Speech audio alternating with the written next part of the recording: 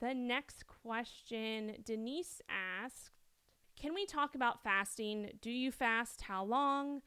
What are your thoughts on getting in your macros when you fast? Lots of questions in this question. She said, I try to fast at least 13 hours daily, some days 16 plus hours. And she said, I'm supposed to add in a 24-hour fast. Wondering your thoughts on this as I'm trying to lose fat right now. Okay, so fasting is a whole, I could probably talk about this for many hours, but I will say that another biggest thing, one of the biggest things with fasting is that it is very individualized. And it's also important to realize what your main goal of fasting is, right? So if your main goal right now is to lose body fat and you're using fasting as a tool, then we have to realize that that's what it's meant for. It's a tool, and there are no rules around it. People might say, yes, you have to fast for 16 hours or 18 hours or 24 hours. Those are just types of fasting, right? Yes, if we're getting into more autophagy and like talking through some of the different potential health benefits of fasting, which research is still, at least from what I've seen, is still just up and down with that. But we have to realize, okay, what's the main goal? Is this helping me to reach that goal? Or is it making it harder? So for me, for example, I'm just going to use myself as an example because I am implementing some fasting right now, but it is something that is, I'm not like, hey, I have to fast for 16 hours and I'm like watching the timer count down.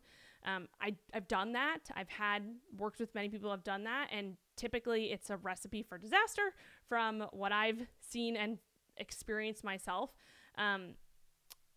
I personally think that you can have a fasting window that's a goal, but I don't think that you should have a timer that's sitting on your desk and you're waiting for it to count down to 0 and then you're like scarfing down all this food.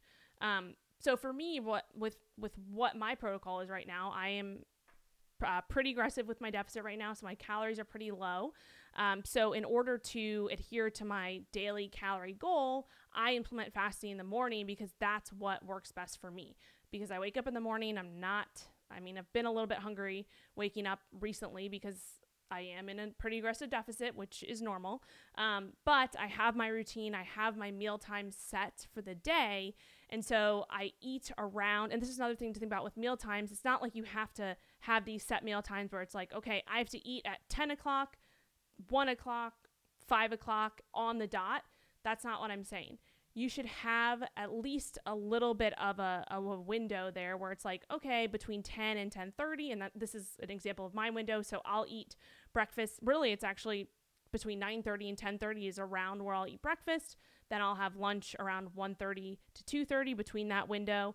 So, having a half an hour to an hour window with meal times is totally fine. You don't have to, like, when it hits 10 o'clock or 10:01 and you've screwed up, like you're fine, right?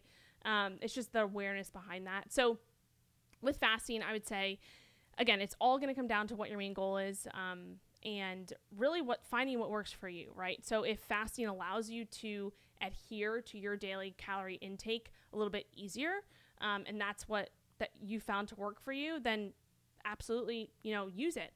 But if you're noticing that you've been fasting for, 16 hours, and then right when you go to eat your meal, you're ravenous and it's causing you to actually overeat, then maybe it's not the best thing, right? Or if you're noticing, if you're fasting and then you're, going into your workout and you're not having good energy levels during your workout, then maybe, obviously that's a trade-off too, especially if you are in a fat loss phase. Again, we're going back to this energy side of things. Like, it's normal to have a little bit less energy when you're in a deficit. That's your body's telling you, like, hey, I'm not at homeostasis. I'm not at balance. I'm going to take some energy away. You're not going to have as much energy for your workouts. It's part of that.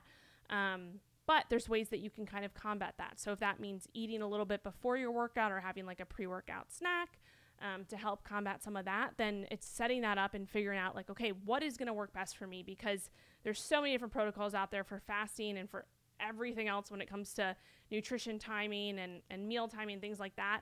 But the biggest thing is testing and assessing for yourself and taking some time to track that data, track those biofeedback metrics. That's why we track those things, your hunger, your cravings throughout the day, and then looking back on the week and seeing and assessing the things and how they've gone and saying, okay, maybe this week I'll try doing this for a little while.